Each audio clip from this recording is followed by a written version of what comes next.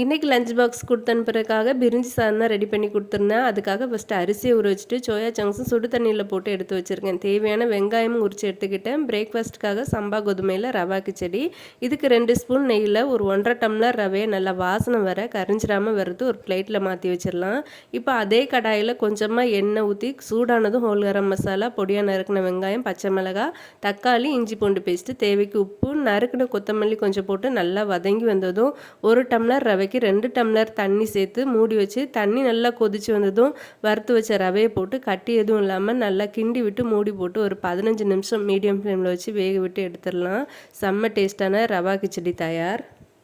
இதுலேயே காயெல்லாம் சேர்த்து செஞ்சாலும் சூப்பராக இருக்கும். நான் இன்றைக்கி பிரிஞ்சி செய்கிறதால ப்ளைனாக தான் பண்ணியிருந்தேன். கூட தேங்காய் சட்னி வச்சு பிள்ளைங்களுக்கு சாப்பிட கொடுத்தாச்சு. இப்போ பிரிஞ்சி பண்ணுறதுக்கு குக்கரில் எண்ணெயும் நெய்யும் சேர்த்து சூடானதும் பட்டை, கிராம்பு, ஏலக்காய், கடல் பாசி சேர்த்து நீல வாக்கில் நறுக்கின வெங்காயம், 2 பச்சை மிளகாய் சேர்த்து வெங்காயம் நல்லா கலர் மாதிரி வதங்கி வந்ததும் தனி மிளகாத்தூள், மஞ்சத்தூள், இஞ்சி பூண்டு பேஸ்ட்டு போட்டு நல்லா பச்சை வாசனை போக வதக்கிட்டு நறுக்கின தக்காளியும் சேர்த்து வதங்கினதும் காயும் சேர்த்து வதக்கிட்டு கொஞ்சம் தயிர், சோயா சங்க்ஸும் போட்டு நல்லா கிண்டி விட்டு ஊற வச்ச அரிசியும் போட்டு மிக்ஸ் பண்ணிவிட்டு 1 டம்ளர் அரிசிக்கு 2 டம்ளர் தண்ணி, தேவைக்கு உப்பு, ஒரு பாதி லெமன் பிழிஞ்சு மிக்ஸ் பண்ணி குக்கரை மூடி 3 விசில் வச்சிடலாம். நான் வீட்டில் யூஸ் பண்ணுற புழுங்கல் அரிசி தான் எடுத்திருக்கேன்.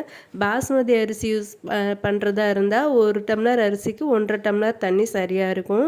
இது விசில் வர்றதுக்குள்ளே தயிர் பச்சடியும் ரெடி பண்ணிவிட்டேன். ஸ்நாக்ஸுக்காக ஆப்பிள் கட் பண்ணி எடுத்து வச்சாச்சு.